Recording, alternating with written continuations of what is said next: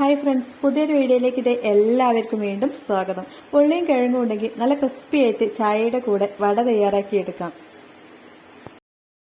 വട തയ്യാറാക്കിയെടുക്കാനായിട്ട് നമ്മളിത് 2 കിഴങ്ങും ഒരു സവാളയാണ് എടുത്തിട്ടുള്ളത്. ഇനി ഇതൊന്ന് തൊലി കളഞ്ഞ് എടുക്കാം. ഇനി നമുക്ക് സവാളയും കിഴങ്ങും നീളത്തിൽ കനം കുറച്ച് അരിഞ്ഞെടുക്കാം.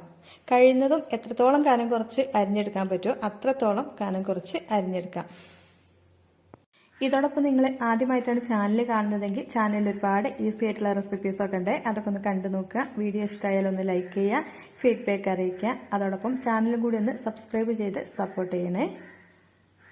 സവാള ദേ നമ്മൾ അരിഞ്ഞെടുത്തിട്ടുണ്ട്. ഇനി നമുക്ക് കിഴങ്ങ് ഇതുപോലെ ഒന്ന് നീളത്തിൽ അരിഞ്ഞെടുക്കാം.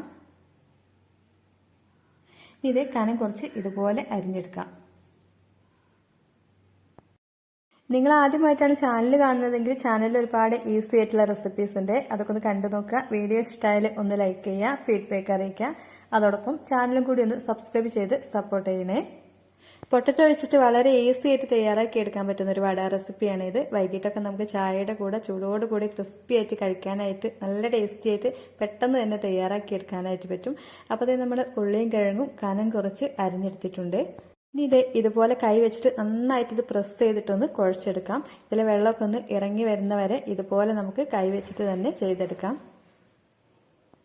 ഏകദേശം നമ്മുടെ ഉള്ളിയും കിഴങ്ങും നല്ല സോഫ്റ്റ് ആയിട്ട് വെള്ളമൊക്കെ ഇറങ്ങി വരാനായിട്ട് 5 മിനിറ്റോളം തന്നെ നമുക്ക് കൈ വെച്ചിട്ട് ഇതുപോലെ ചെയ്തെടുക്കാം. ഇത് കണ്ടോ, ഇതുപോലെ വെള്ളമൊക്കെ ഒന്ന് ഇറങ്ങി വരുന്ന സമയത്ത് ഇനി നമുക്ക് ഇതിലേക്ക് ബാക്കിയുള്ള ഇൻഗ്രീഡിയൻസ് കൂടി ചേർത്ത് കൊടുക്കാം. ഇഞ്ചിയും പച്ചമുളകും ചെറുതായിട്ട് അരിഞ്ഞത്, ഇനി ഇതിലേക്ക് 1/4 ടീസ്പൂണോളം മഞ്ഞൾപ്പൊടി, ഇതോടൊപ്പം തന്നെ 2 തണ്ട് കറിവേപ്പില കൂടി ചേർത്ത് കൊടുക്കാം. ഇനി ഇതെല്ലാം കൂടി കൈവച്ചിട്ടൊന്ന് മിക്സ് ചെയ്ത് എടുക്കാം.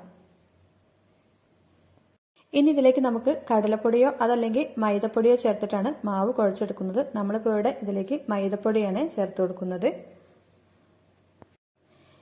ഇനി നമ്മൾ ഈ ഒരു വെള്ളത്തിൽ തന്നെയാണ് മാവ് കുഴച്ചെടുക്കുന്നത്. ഒട്ടും വെള്ളമൊന്നും വേറെ ചേർത്ത് കൊടുക്കുന്നില്ല. ഇനി നമുക്കിതിലേക്ക് 4 ടീസ്പൂണോളം മൈദപ്പൊടി ചേർത്ത് കൊടുക്കാം.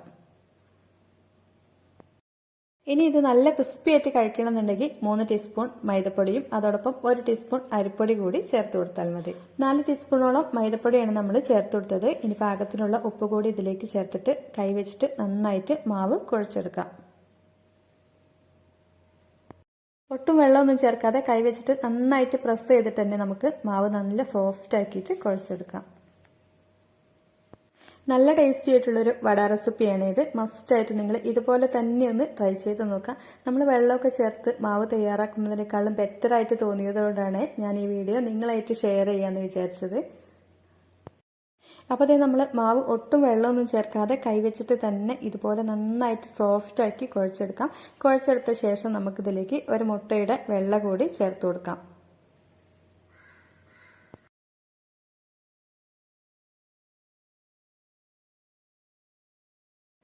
നമ്മളിത് ഒട്ടും വെള്ളമൊന്നും ചേർക്കാതെ നല്ല സോഫ്റ്റ് ആയിട്ട് മാവ് കുഴച്ചെടുത്തിട്ടുണ്ട്. ഇനി നമുക്കിതിലേക്ക് ഒരു മുട്ടയുടെ വെള്ള കൂടി ചേർത്ത് കൊടുക്കാം. നമ്മൾ മുട്ടയുടെ വെള്ള ചേർത്ത് കൊടുക്കുന്നത് പുറം ഭാഗമൊക്കെ നല്ല ക്രിസ്പി ആയിട്ട് മൊരിഞ്ഞ് വരാൻ വേണ്ടിയിട്ടാണ്. ഒരു മുട്ടയുടെ വെള്ള ഇതിലേക്ക് ചേർത്ത് കൊടുക്കാം.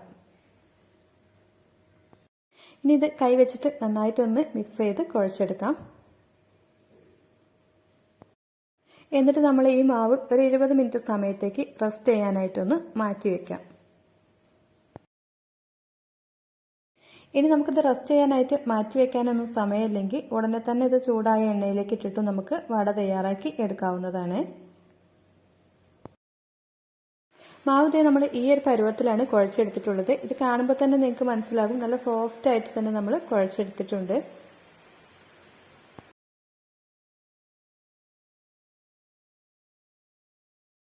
നമ്മളിത് ഇതൊരു 20 മിനിറ്റ് സമയത്തേക്ക് റെസ്റ്റ് ചെയ്യാനായിട്ട് വെക്കുന്നുണ്ട്. എണ്ണ നന്നായിട്ട് ചൂടായി വരുന്ന സമയത്ത് നമുക്കിത് മാവ് കൈകൊണ്ട് ഇതുപോലെ പരത്തിയിട്ട് എണ്ണയിലേക്ക് ഇട്ട് കൊടുക്കാം.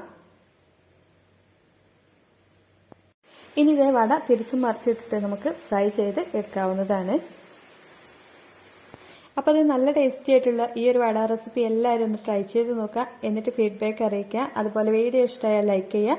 ചാനലും കൂടി ഒന്ന് സബ്സ്ക്രൈബ് ചെയ്ത് സപ്പോർട്ട് ചെയ്യണേ. മറ്റൊരു നല്ല റെസിപ്പി ആയിട്ട് വീണ്ടും വരാം. Thanks for watching.